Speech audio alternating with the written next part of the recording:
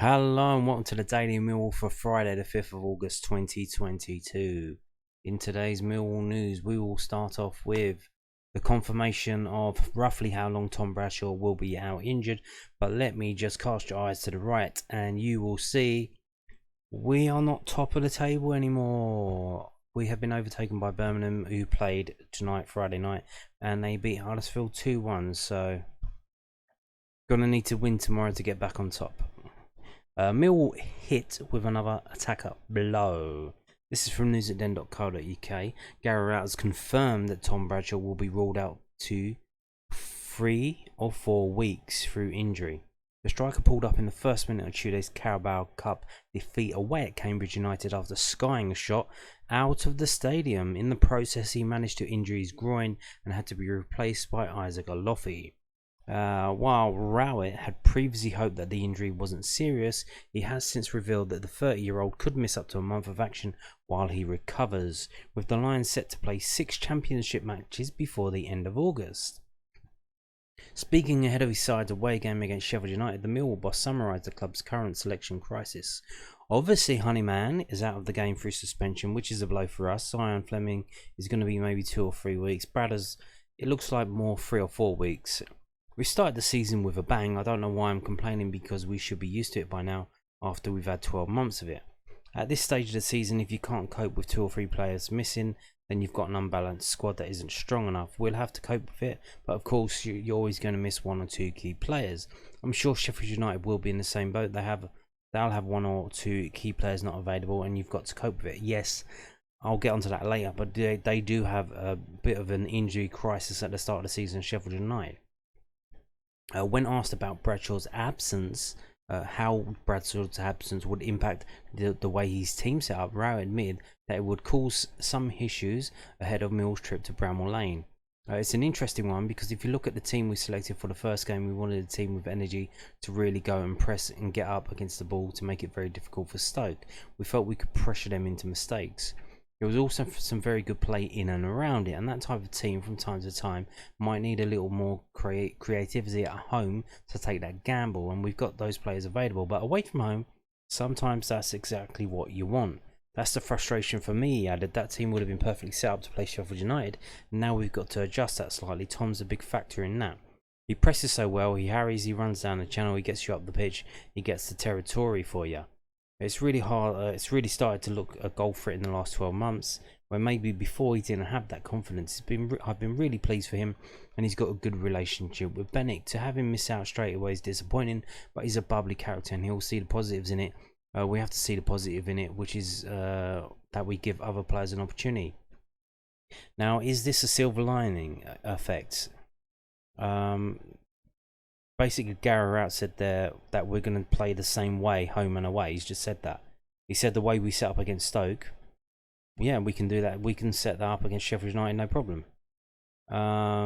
Which is kind of disappointing, because I was kind of hoping that we would have a different strategy away from home. The games are not the same. Home games are not the same as away games. They are completely and utterly different. You cannot, even Man United, Man City. Even the best teams in the world cannot set up the same as they at home and away and get the same results. It's a completely different game. So maybe this will be helpful for us, because maybe Tyler Burey could get some game time, and the way he goes direct, he goes at them. That might be a good thing to do, especially on the counter. So I don't know, but this could be a silver lining. Could be. If Gary Rowett's forced to make changes that he wasn't going to make because he just wanted to play the same 11 players again, that might get us the result that we need to get back on top of the table. So let's move on now to Tyler Burey. In fact, why is he in the news? What did he do? He signed a new deal, don't worry about it. News@den.co.uk. Tyler Burey, Millwall forward, agrees a new contract. Millwall attacker Tyler Burey has agreed to sign a new deal with the club. Burey, 21, initially joined the Lions in 2019 from AFC Wimbledon after making just 3 senior appearances for the Dons. He went on to make his debut later that season, coming off the bench in a 4-1 win against Huddersfield Town, but was loaned out to League Two outfit Hartlepool United the following campaign. The forward impressed in the North East, scoring 3 goals in 7 games before returning to the Den soon after, through injury. He went on to play an important part in Millwall's push for the playoffs, playing 15 games and scoring twice as he was named as the club's Young Player of the Year. His last long-term contract extension came back in February 2021, but the Lions are set to hand him another deal to keep him at the club for the foreseeable future. So, what's going on here? Millwall players getting their contracts early for the at least next season, I assume. Maybe the one after that as well. Depends how odd they are. So who have we got signed up? We got Hutch signed up. Murray Wallace signed up. Did Ryan Leonard sign a new deal? Billy Mitchell did. Tyler Burey set to sign. So we're getting a decent team lined up for next season as well, which is interesting to say the least. That they're thinking long term, which is good to see. So now we are going to move on to this. Now, I told you about this last week. This is old news if you follow and watch my videos.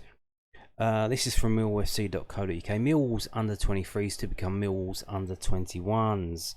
The change comes after the Premier League recently communicated that its Premier League 2 competition will change age parameters to under 21, and that this change would be applicable for all equivalent age group competitions across the academy system, including the Professional Development League. And Kevin Nugent's side begin their campaign away at Hull City next Monday night. Indeed, so that little statement there, it sounds a bit salty. It's like the Premier League have said they're doing it this way, and you have to do it this way as well. Like it or lump it. Now, here's the thing: when the Premier League pay a lot of money to you for apparently no reason at all, and you're coming to them with a begging bowl for more money as well, asking them to redistribute the funds like a good little communist. Like, they earn their money. They built themselves up into something, into a global brand. They've gone all around the world. The Championship is done okay. That's come on leaps and bounds as well. But if they pay the money, they're paying you money. You got to do what they say, and that's how it goes. Sorry, but so they've decided it's an under 21 competition now, because you often see these Premier League players. I mean, Troy Parrott's one. I think it was Jonathan Abika back in the day. They sign him up really young when they're at Premier League club signs him up, and then they just keep loaning them out year after year after year until they get to 24, and they're like, okay, we're gonna have to cut you free now because it's an under 23 league and you're overage, so bye bye. And that's how it goes. So I'm guessing they want to cut that down by 2 years, so they can not have to pay a load of players that they know are not going to be involved, and just move them on. That's how it goes. So they're buying up the talent younger and younger, and that's no guarantee of anything. But you need it's a team game, so you need 11 players at least. We probably need 18, and you know, like 15 of these players are not going to be professional footballers. Some of them may not even be semi-professional footballers. So that's the way it crumbles, you know. But you're hoping that 1 or 2 of them will come through, like Billy Mitchell and Danny McNamara and Tyler Burey, Isaac Olofi, and they can do something at the level we're at. So that's how it goes. The fixtures have been put up now on the Millwall website as well. And the first fixture there, Hull City away. If you live in the East Riding of Yorkshire or in the vicinity, on Monday night, game 7 o'clock is actually at Hull Stadium, the MKM Stadium as it's called now. Used to be the KCOM. That's on Monday night. That's Mill's first game. Check that out if you're in the area. And if you want to take the kids to it, I'm just going to be cheap and something to do. And similarly, in a couple of weeks, Millwall's first home game is against Barnsley. That will be at the Den. Now, all of these venues are provisional, and the times as well. They can and often are changed at quite short notice, because you generally get them attendance around 200 at these games. Not many people go to them, so they're more freer to move them around. But it's Tuesday the 16th of August at 2 p.m. kickoff at the Den, Barnsley, Millwall versus Barnsley. And it's good to see, going down the list and looking at the venues that are set up, that Millwall have got quite a few of the games set up to be at the Den. And not only that, but will this game be streamed? We don't know. They did start streaming a couple of the under 23 games last season on the Recast app. Now they have Millwall TV Plus. Will this be shown on that? I don't know. We have to wait and see. But like I said, quite a few Millwall's games are at the Den, which is good. I believe they only ask clubs to have 2 at the actual stadium, which is interesting. It's good for the fans to go and support the team, but it's also good for the young players to actually play in a stadium, even if it's not that full. We got the Charlton game at the Den in September. Reading's game is at their ground, and then a Monday game against Bristol City at the Den. Again, Cardiff at the Den. Steve Morrison's old team, the under 23s, before he moved up to the first team. That's on a Monday as well. That's on is that Halloween? That's Halloween, isn't it? The away Charlton game is supposed to be at Dartford's ground on the end of it. Oh, let me just go up and show you. Obviously, a massive gap here from Tuesday the 8th of November to Tuesday the 10th of January. They're shutting down for the World Cup. Now, looking at the other fixtures, some of the under 21 teams are playing, but not many. So it seems as like a industry-wide decision to just shut down the training ground in November. Everyone go on a good old jolly holiday, and then come back just before the World Cup ends. So that could be an interesting time in terms of how do we perform when we come back from that break. Could a lot of teams be wobbling after that? So we got the Cardiff away game penciled in for the International Sports Stadium there. Bristol away is at Ashton Gate. Colchester United at the Den. Sheffield United away is at York City Stadium, LNER Community Stadium. Again, another game at the Den, Crewe Alexandra. So yeah, there you go. There are all the games. And as I said, under 21 this season, not under 23. So let's move on to previewing tomorrow's game away at Sheffield United. This is a website called 11v11.com, and I pulled it up and I've done the head-to-head between Sheffield United and Millwall and sorted it by Sheffield United games first, the home game for Sheffield United. And as you can see, first couple of years we just went up there and got defeated time after time after time. We didn't win there in our first 7 games. We won there on our 8th visit in 1979. We had our first win there. And 1979 was a good year for us because we won there twice and kept 2 clean sheets. And if you look down this list, going from that one there all the way up to where we were, that's roughly, what is that, 25 games or so. If you look and see, you can see this game we kept a clean sheet, this game we kept a clean sheet, this game we kept a clean sheet. We've only kept 3 clean sheets up at Sheffield United in all of these games. And not only that, but when we've drawn, most of the draws have been 1-0. So there's 1 there, there's 1 there, that's 2, 3, 4, 5, 6. 6 of the draws have been 1-1, and only one of the draws has been a 2-2. The one in 2005. In your last 3 games, we can see here, we haven't actually been beaten up there in 3 visits. 21, We won 2-1. Obviously, Jay Cooper, thank you for that. 1-1 before that, 2019, and 2018, another 1-1. And then we lost in 2017, 2-0.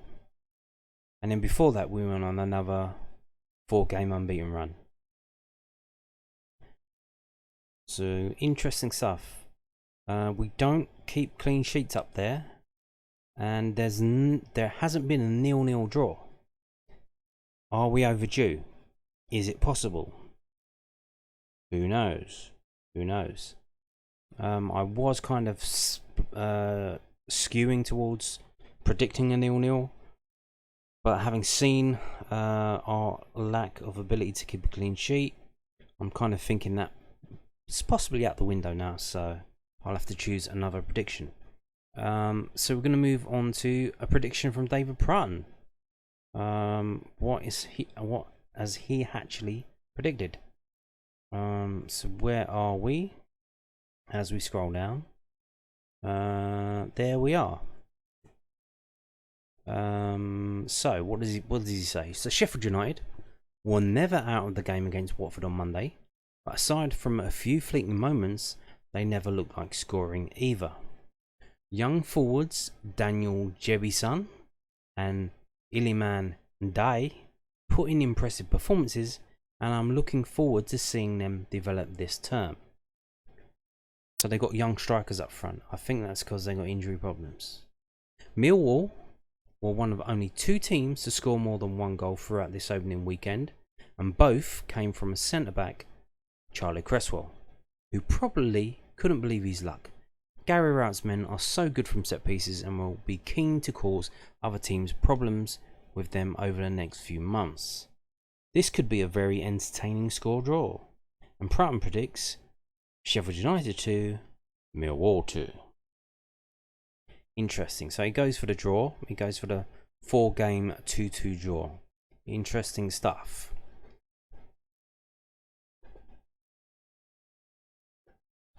So here we have whoscored.com. Now right away, looking on the right hand side, match facts. Millwall failed to win their last 6 away matches in the Championship. Add in that cup game, that's 7. Like I said, our away form is dog shit. We were hoping that Gary Rowett would do something to fix that. He doesn't seem, reading the quote earlier, that he was just going to play the same team that played against Stoke the same way as well. Now we've got the injuries, he's going to be forced to do something. Will that work? Let's change this to this versus this. So interestingly, the last 2 visits there have seen red cards for Sheffield United. Interesting stuff. So the last 6 games at Sheffield United, Sheffield have only won once, 3 draws and 2 Millwall wins. So that kind of skews towards another draw. And as we've seen, those 3 draws were 1-1s. Interesting, in all of these 6 games, both teams have scored 7 goals. Interesting stuff. Not a lot of goals between the teams. So here's the recent form from both teams. We're going to do, I don't know why it's done that, but okay, that's weird. So it's not giving us home form for Sheffield United. Maybe because they haven't played a home friendly. Because you can see, did they play home? No, they didn't play a home friendly. That's weird. Have they had work on their pitch going on or something? All of their friendlies have been away. Their first game of the season was away. Maybe because their first game of the season was away, they wanted to get practice in. But their pre-season, look, they lost to Scunthorpe, they lost to Mansfield, they lost to Barnsley, but they did beat Burton. But as we know, pre-season results don't matter. They really don't. So there's really no home form to pick about for Sheffield United. Millwall's away form here. We actually won 2 away games in friendlies, Dartford and Colchester. And when you think about how shitty our away form is, that's actually not too bad. But again, Charlton beat Dartford 6-2, or was it 5-2? Something like that. I can't remember. I don't care. We only beat them 2-0. But at least we beat a team away from home, you know what I'm saying? Which is not good for us. Now look at this. Look at Millwall's strengths compared to Sheffield United's weaknesses. Interesting stuff, isn't it? Match forecast. Millwall will score as a result of an opposition error. Extremely likely. Millwall will steal the ball from the opposition often. Likely. Okay. Let's move on to the second half of the WhoScored.com part. And see. So, obviously, they don't really pick the teams that well, this WhoScored.com. But you can see there the missing players for Sheffield United. A massive list of injuries of some decent players there. And for us, they're saying Hutchinson, but Hutchinson played against Cambridge, he should be back. And they haven't got Bradshaw there, they haven't got Zion Flem in there, so like I said, there's massive cracks in their previews here, because they literally have to do, it's kind of a small outfit, a small website, and they have to do previews for all the bloody games, so they've got a lot going on here. So, Sheffield United got off to a frustrating start on Monday night as João Pedro goal condemned them to a 1-0 away defeat against promotion expecting Watford. Injuries have curtailed the Blades' start to the 22-23 campaign, but they head into Saturday's clash as firm favourites. Says who?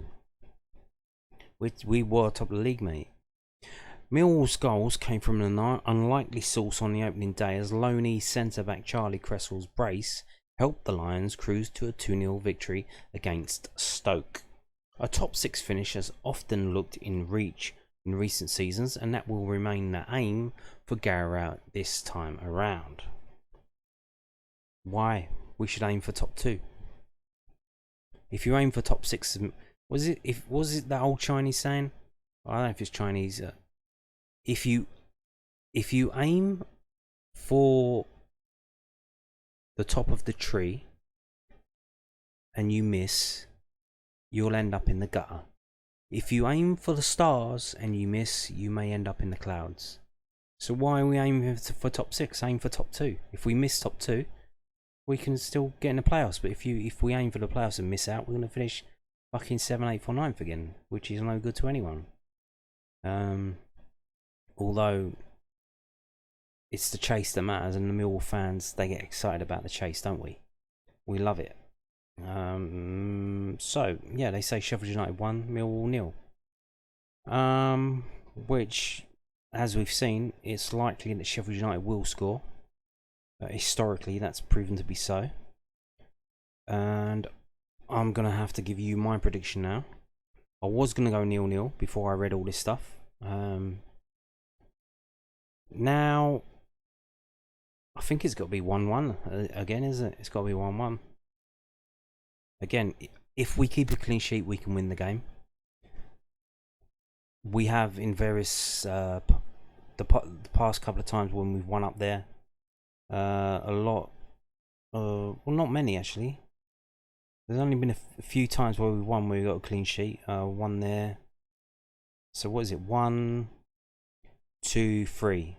It's only 3 times when we won up there we kept clean sheets. So it's not really one of those games where if we keep a clean sheet we're likely to win. It's more or less kind of a shootout. So I can see why David Prutton's gone for a 2-2. I'm going to go 1-1. I think it's going to be a draw. I think our away problems are still going. Rowett doesn't seem, by that quote, to have figured out that we need a different way of playing away from home. And we need something. Don't know. Maybe he'll figure out and start Tyler Burey. We do have the 5 substitutions. Maybe he'll bring Mason Bennett off the bench. Maybe he'll bring Mason Bennett and Tyler Burey off the bench, and go at them in the second half. Maybe he'll do it at the start of the game, and then we can, if we get a go up, we'll sit back and defend. I don't know. We will see. It's all exciting. What's going to happen? We don't know. We literally don't know. Will Ryan Leonard play again, or will Danny McNamara play? Danny McNamara's pretty good against Cambridge United, but obviously Gary Rowett reckons he's a distraction. We did lose that game, but I don't think that's down to Danny McNamara. But yeah, I'm going to go Sheffield United 1, Millwall 1. That's my prediction. And on that note, thank you for watching, and goodbye.